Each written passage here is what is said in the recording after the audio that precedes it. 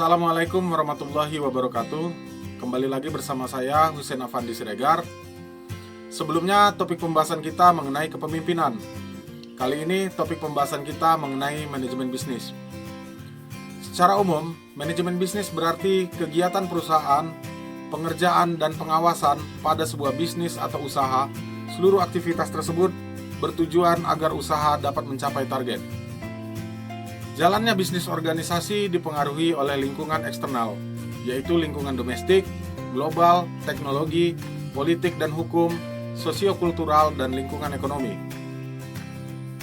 Manajemen bisnis yang diaplikasikan pada sebuah usaha mencakup segala hal yang dibutuhkan untuk mencapai target, dimulai dari planning and decision making, yaitu menetapkan tujuan organisasi dan memilih tindakan dari serangkaian alternatif untuk mencapainya.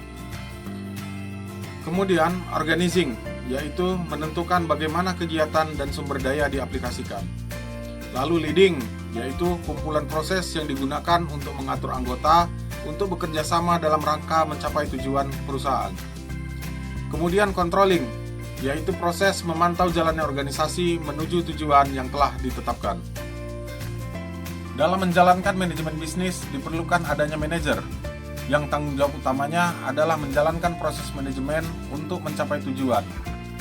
Seorang manajerlah yang akan melakukan fungsi planning, organizing, leading, dan controlling, seperti yang sudah kita jelaskan sebelumnya. Manajer juga terbagi berdasarkan levelnya. Yang pertama, top manager, yang bertanggung jawab mengelola organisasi secara keseluruhan. Mereka yang membuat tujuan organisasi, strategi, dan kebijakan operasional.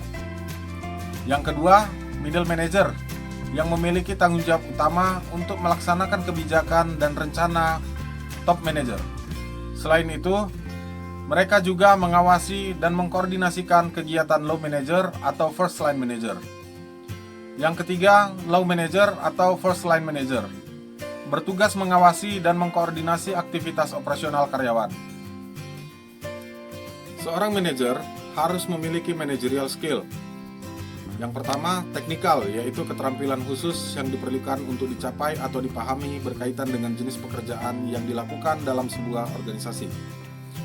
Yang kedua, interpersonal, yaitu kemampuan berkomunikasi, memahami, dan memotivasi baik individu maupun kelompok.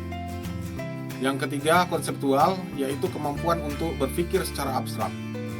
Yang keempat, diagnostik, yaitu kemampuan manajer untuk memvisualisasikan respon yang paling tepat terhadap suatu situasi. Yang kelima, communication, yaitu kemampuan untuk menyampaikan ide maupun informasi secara efektif dan untuk menerima ide dan informasi secara efektif dari orang lain. Yang keenam, decision making, yaitu kemampuan untuk mengenali dan mendefinisikan masalah dan peluang dengan benar. Dan kemudian memilih tindakan yang tepat untuk memecahkan masalah dan memanfaatkan peluang. Yang ketujuh, time management, yaitu kemampuan untuk memprioritaskan pekerjaan.